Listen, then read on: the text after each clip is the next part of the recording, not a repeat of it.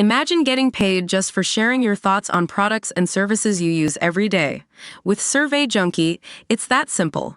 Click on the link in the video description to discover how you can start earning today by taking surveys. Hunter Biden has been convicted of 3 felony charges, leaving his fate in the hands of a Trump-appointed judge as he faces a potential prison sentence and hefty fines. A Delaware jury reached its guilty verdict in Hunter's federal gun trial on Tuesday, June 11th, after 3 hours of deliberations spread across 2 days.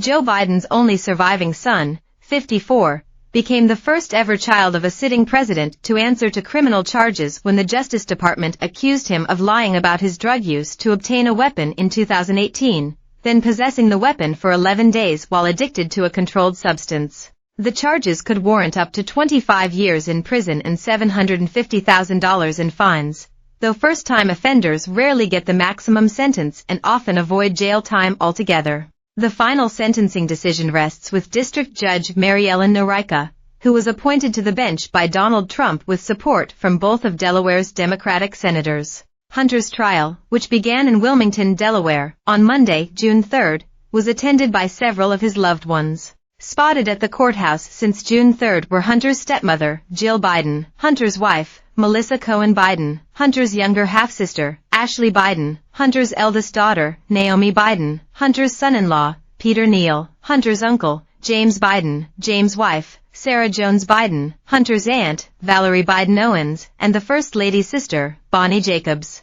Ahead of closing arguments, Reverend Christopher Allen Bullock, a family friend who preaches at the Canaan Baptist Church in Newcastle, Delaware, paid a visit as well to pray with Hunter inside the courthouse. Hunter's previous romantic partners were also summoned by prosecutors to testify about his drug usage and character.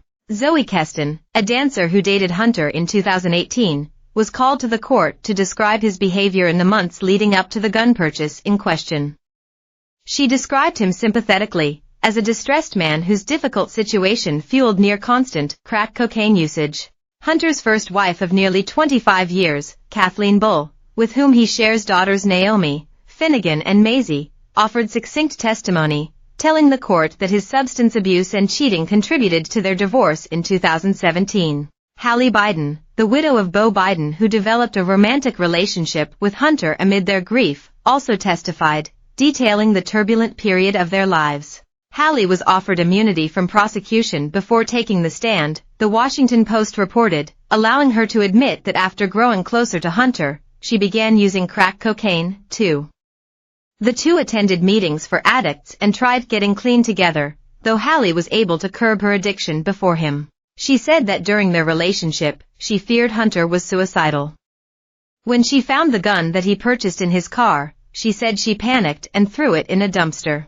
It was a terrible experience that I went through, she testified. I'm embarrassed and ashamed and I regret that part of my life. Trump-appointed U.S. Attorney David Weiss began investigating Hunter in 2018, during Trump's presidency.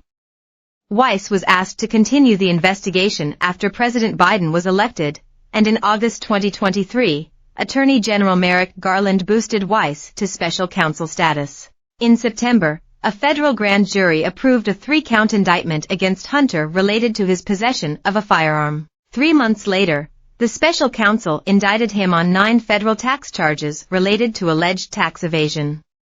That case is scheduled to go to trial in Los Angeles this fall, and could result in a 17-year prison sentence if he's convicted.